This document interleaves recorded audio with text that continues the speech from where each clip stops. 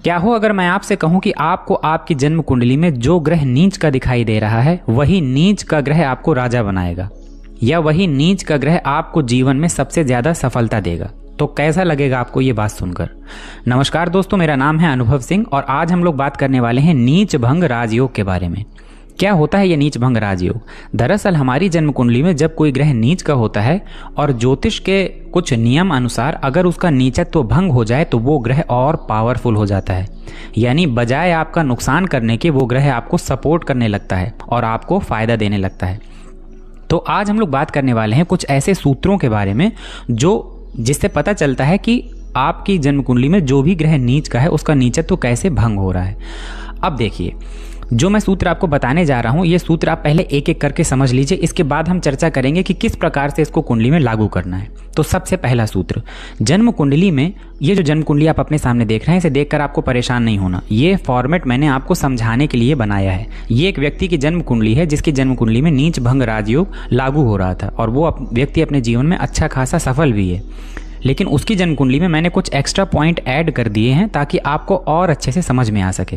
तो जुड़े रहिएगा अंत तक और थोड़ा सा ध्यान दीजिएगा, आपको तुरंत समझ में आ जाएगा। पहला सूत्र, जब भी जन्म कुंडली में कोई ग्रह नीच का हो और नीच का होकर वो तीसरे भाव में, छठे भाव में, आठवें भाव में या 12वें भाव में बैठा हो तो उसका नीचत्व तो भंग माना जाएगा। यानी कोई भी ग्रह अगर नीच का है लेकिन वो 3, 6, 8, 12 में बैठा हो तो उसका नीचत्व ऑलरेडी भंग हो जाता है। अब आपको समझाने के लिए मैंने यहाँ पर सूर्य को लिख दिया क्योंकि सूर्य यहाँ तुला राशि में नीच के होते हैं। किसी की कुंडली में अगर सूर्य तुला राशि में यहाँ बैठे हों तो उनका नीचत्व ऑलरेडी भंग होगा। इसी तरह मैंने छठे भाव में गुरु को लिख दिया, जहाँ मकर राशि में गुरु नीच के होते हैं।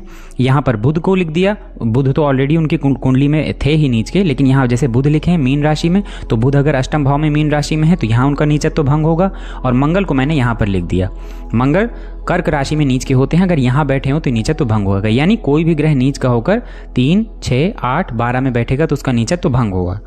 दूसरा सूत्र सुनिए, जन्म कुंडली में जो ग्रह नीच का हो, देखिए यहाँ पर बुध नीच के हैं, मीन राशि में बुध नीच के होते हैं। मीन किसकी राशि है? मीन गुरुदेव की राशि है। तो सूत्र कहता है कि ग्रह जिस राशिपति की, मतलब जिस राशि में ग्रह नीच का हुआ हो उस राशि का राशिपति यानी उस राशि का स्वामी केंद्र के कहीं 4 घरों में से किसी भी घर में बैठा हो तो नीचत्व तो भंग होता है। जो ग्रह नीच का हुआ है उसका राशिपति, बुध कहाँ नीच के हुए हैं? मीन राशि में। मीन राशि का राशिपति कौन हुआ? गुरुदेव, क्योंकि गुरुदेव की ही राशि है मीन राशि।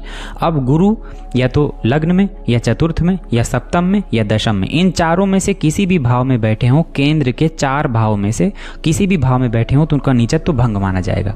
ये देखिए सूत्र आपके सामने है, बुध मीन राशि में नीच के होते हैं और गुरु कहाँ बैठे हैं? तो गुरु सप्तम भाव में बैठे हैं, केंद्र स्थान में। ये गुरु यहाँ बैठे हैं, ये चौथा भाव ही केंद्र का स्थान है। केंद्र के 4 घर होते हैं, 1, 4, 7, 10। ये हुआ दूसरा सूत्र। अब तीसरा सूत्र सुनिए, जन्म कुंडली में जो भी ग्रह नीच का हो रहा हो, जिस राशि में वो नीच का हुआ है, अगर उस राशि का स्वामी उसके ऊपर दृष्टि डाल दे तो भी नीचत्व भंग हो जाता है।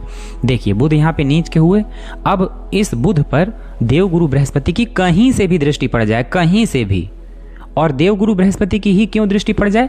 क्योंकि मीन राशि देवगुरु बृहस्पति की राशि है। तो बुध के ऊपर गुरु पंचम भाव में बैठ के चतुर्थ भाव में बैठकर दृष्टि डाल दें या फिर द्वितीय भाव में बैठकर सप्तम दृष्टि डाल दें तो बुध का नीचत्व तो भंग हो जाएगा। यानी ग्रह जिसकी राशि में नीच का हुआ है, अब जैसे यहाँ पर मंगल चंद्रमा की राशि में नीच के हुए हैं, चंद्रमा अगर यहाँ बैठ के यहाँ मंगल के ऊपर दृष्टि डाल देते तो इनका नीचत्व तो भंग हो जाता है। तो ग्रह जिसकी राशि में नीच का हुआ है वो राशि का स्वामी उसको देख ले तो उसका नीचत्व तो भंग हो जाता है। अब चौथा सूत्र सुनिए, जन्म कुंडली में जब भी कोई ग्रह नीच का होता है तो वो ग्रह जिस राशि में नीच का हुआ है, तो किस राशि में नीच का हुआ है? गुरु की राशि में नीच का हुआ है। तो सूत्र कहता है कि जो नीच का ग्रह है वो जिसकी राशि में नीच का हुआ है उसका राशिपति, राशिपति मतलब गुरु, उसका राशिपति जिस ग्रह की राशि में उच्च का होता है, तो यानी गुरु किसकी राशि में उच्च के होते हैं? तो चंद्रमा की राशि में उच्च के होते हैं, कर्क में उच्च के होते हैं।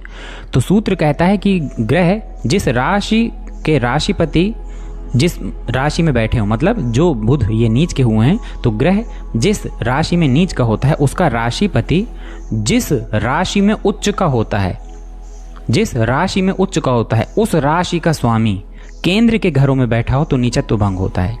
अब ये राशि 4 नंबर यानी कर्क। कर्क के स्वामी कौन बनते हैं? चंद्रमा। चंद्रमा केंद्र में बैठे हैं। ये वाला सूत्र थोड़ा सा ट्रिकी है, थोड़ा सा टिपिकल है, एक बार फिर से समझ लीजिए। ग्रह जब नीच का होता है तो जिसकी राशि में वो नीच का हुआ है, किसकी राशि में नीच का हुआ है? गुरु की राशि में नीच का हुआ है। जिसकी राशि में नीच का हुआ है वो राशिपति जिस राशि में उच्च का होता है, तो गुरु किस राशि में उच्च होते हैं? कर्क राशि में। जिस राशि में उच्च का होता है उसका स्वामी किस, ये है 4 नंबर यानी किसका स्वामी? जिस राशि में उच्च के होते हैं। गुरु 4 नंबर में उच्च के होते हैं और 4 नंबर मतलब कर्क, इसका स्वामी चंद्रमा 1, 4, 7, 10 यहाँ बैठे हों तो भी नीचत्व भंग होता है। तो ये तो हुए नीच भंग के फॉर्मूले, यानी ये चीज़ें आपको देख लेना है। अगर इनमें से कोई भी एक सूत्र आपके जन्म कुंडली में घटित हो रहा है तो आपके जो नीच का ग्रह आपको दिखाई दे रहा है उसका नीचत्व तो ऑलरेडी भंग मानिए कि उसका नीचत्व तो भंग है। अब जो मेन इंपॉर्टेंट बात है वो सुनिए। मान लीजिए कि आपकी जन्म कुंडली में कोई ग्रह नीच का है और उसमें खाली एक सूत्र लागू हो रहा है। कोई भी, जो भी हम लोगों ने 4 सूत्र जाने कि जैसे ग्रह जो नीच का हुआ है अगर वो 3, 6, 8, 12 में बैठे हो तो नीचत्व भंग हो जाता है। ग्रह जिसकी राशि में नीच का हुआ है उसका राशिपति उसको देख ले तो नीचत्व भंग हो जाता है। जिसकी राशि में वो नीच का हुआ है उसका स्वामी केंद्र में कहीं बैठ जाए तो नीच भंग हो जाता है। जिसकी राशि में वो नीच का हुआ है उसका राशिपति जिस राशि में उच्च का होता है उसका स्वामी केंद्र में बैठ जाए तो नीच भंग होता है।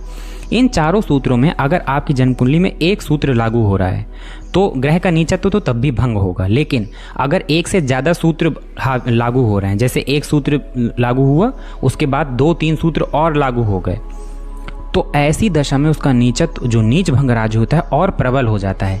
यानी आपको जन्म कुंडली में देखना है कि आपकी जन्म कुंडली में कितने नीच भंग राजयोग के जो फॉर्मूले हैं, जो सूत्र मैंने अभी आपको बताया, कितने आपकी जन्म कुंडली में लागू हो रहे हैं। जितने ज़्यादा सूत्र लागू होंगे ये नीच भंग राजयोग उतना ही ज़्यादा एक्टिव हो जाएगा।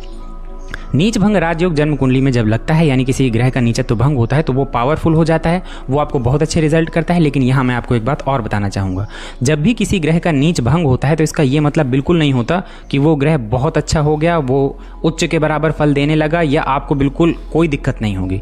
नीच भंग का मतलब ये होता है कि उसके नीचता में कमी आ गई है, वो अब बहुत हद तक आपका सपोर्ट करेगा। ये ठीक वैसा ही है कि जैसे आप बहुत ज़्यादा बारिश हो रही हो और बारिश में आप छाता लेकर खड़े हो जाएं तो पानी डायरेक्ट आपके ऊपर तो नहीं पड़ेगा, लेकिन इसका ये मतलब नहीं है कि बारिश ही बंद हो गई है। इसका मतलब ये है कि अब आप नहीं भीगेंगे यानी आपको नुकसान नहीं होगा। तो नीच भंग का मतलब होता है कि उसको वो ग्रह जो आपको बिल्कुल रिजल्ट नहीं कर पा रहा था या बहुत ज़्यादा कम रिजल्ट कर रहा था, अब वो कम से कम आपको रिजल्ट करेगा और इवन इतना अच्छा रिजल्ट करेगा कि अगर ये नीच भंग राजयोग अच्छे भाव में और अच्छे ग्रह से लागू हो जाए तो व्यक्ति कभी कभी इन्हीं ग्रहों की बदौलत बहुत सफल हो जाता है। यही ग्रह उसकी किस्मत पलट देते हैं। तो अगर आपकी जन्म कुंडली में भी कोई ग्रह नीच का है तो कमेंट सेक्शन में कमेंट करके बताइए और ये भी बताइए कि क्या उसका नीचत्व भंग हो रहा है। वीडियो अच्छा लगा हो तो वीडियो को लाइक करिएगा, शेयर करिएगा अपने चिर परिचित लोगों में। वीडियो में दी गई जानकारी अगर अच्छी लगी हो तो चैनल को सब्सक्राइब करिएगा तो और बेल आइकन भी दबाया करिए ताकि जब भी कोई नया वीडियो इस चैनल में डाला जाए तो उसका नोटिफिकेशन आप तक पहुँच जाए। तो तब अब मुझे इजाज़त दीजिए, मिलते हैं अगले वीडियो में, तब तक के लिए धन्यवाद।